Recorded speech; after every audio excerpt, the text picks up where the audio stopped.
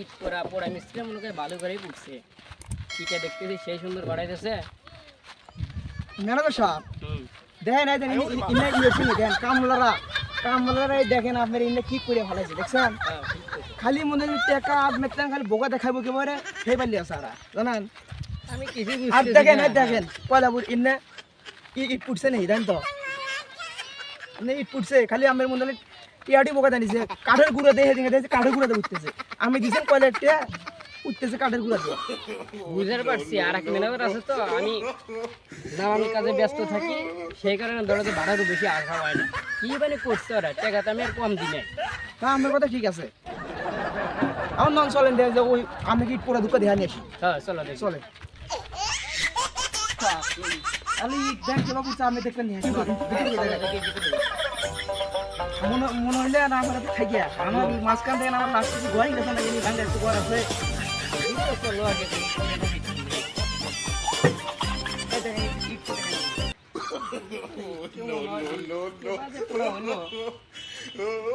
এইটা তো যে মোতাবেক আমি আইডিয়া করছিলাম সেই মোতাবেক পড়া হয় না। টাকাটাকে আমি ঠিকই দিছি কিন্তু এরকম কাজ করছে এরকম কাজ করলে তো না। কাঠের গুঁড়াতে উঠছে খবর জানা দেখতে কি করছে তাহলে আমি কি আসেন আমি ভিতরে দেখে নিয়ে আসি আসেন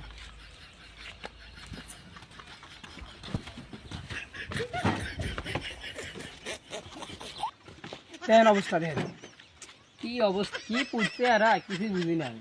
আসেন আমি দেখাইতেছি আর উড়োটা নাম দেখাইতেছি ম্যানেজার সাহেব আপনি ইন্দা ওঠেন কেন আমার পড়ানো জানি দেখি তো পড়া শান্ত আছে আবার আমি জোর করে না ধরা ধরা লাগবে না দেখি আসেন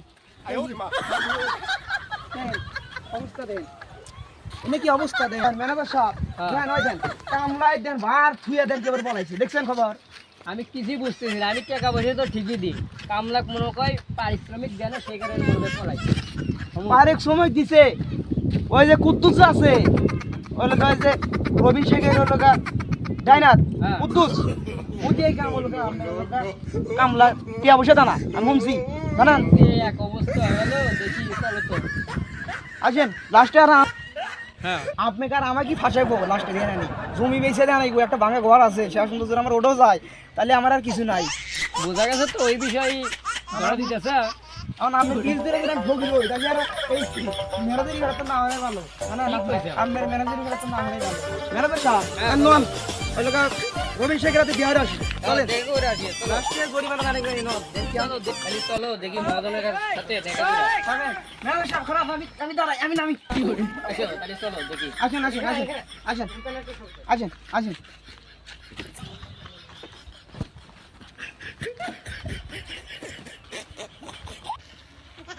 মদন সব বানি কনে আপনি এখন কন উঠতে দেন ওই যে মদন সাহেব ওখানে বসে আছে ওই যে মহরম দেখি ওখানে বসে আছে রে চলো তো যাই।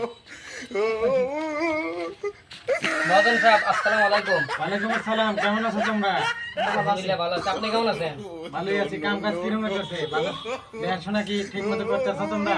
দেওয়ার জন্য ঠিক মতো চলতেছে। এটা কেমন করে বেচছো তোমরা? এটা তো 5,000 টাকা হাজার করে বেচতেছি। এত সস্তা এটা বেচতে গিয়ে আমার এত টাকা খরচ করলাম, হ্যাঁ? তোমার এত টাকা ইনভেস্ট করলাম, কোটি কোটি টাকা আমার শেষ এই ভাটার ভিতরে, আর তোমরা 5,000 টাকা করে এটা বেচছো, এত কম দামে এটা বেচলি তো আমার সংসার চলবে না। আমার গোসাল কিতে চালাবো আমরা, হ্যাঁ? এত টাকা কম বেচা তো কিট করা খারাপ হলে আমার কি দোষ? টাকা পয়সা ঠিক মতো দেয় না। কার কাছে মানে টাকা পয়সা দেয়? আমার কাছে তো টাকা পয়সা ঠিক মতো দেয় না। এইসব জানে কিছু না। তোমাদের ঈদ করা খারাপ হবে কেন?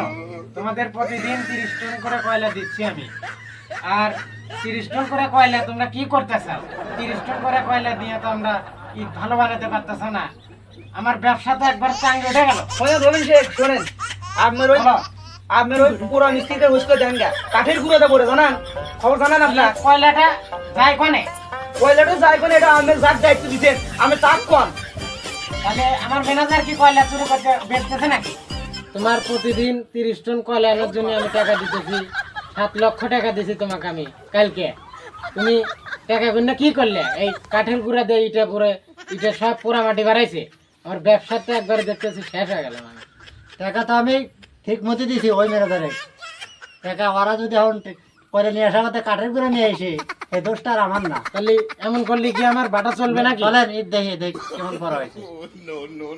কুদ্দুস চলো দেখি বাটার আমার কোটি কোটি বাটার মধ্যে টেহা পয়সা লস চলে লট গাত আছে, দেখি বাটার মধ্যে তা পরিদর্শন করবো নাও চলেন। দেখছো আমার একবার সর্বনাশ করে ফেলতেছে, একটি ইটি পুরা মাটি একবার এই আমি কি করবো, দেখতে তো খাওয়া যাবে না এই, তাহলে আমার এত মনে টেহা বাটার মধ্যে কি হলো, কোটি কোটি টেহা আমার এই আমার নাম হলো আমি, তুমি কার কি বাল বুঝবে। দেখি নাও আমরা ওই সাইডে চলে যাই, দেখি ওই সাইডে কি অবস্থা।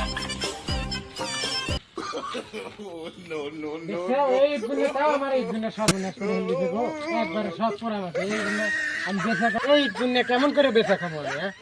দেখছো এই ধরা রাখি ইটগুলো ভেঙে একবার বসাবেন হাল দিবে কয়লা কি হবারই দিন কয়লা আমি প্রতিদিন 30 টন করে কয়লা দিছি, 7 লক্ষ টাকা কালকে দিছি, এই 30 টন কয়লা সারাতে আজকে পুরো শেষ করছে, আবার কাঠের গুঁড়া দিয়ে ঈদ করো, দেখে এদিকে এসো।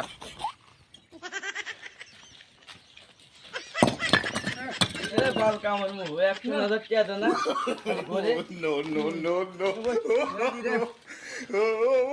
বাল কামার মু টাকা দেন না কিছু না।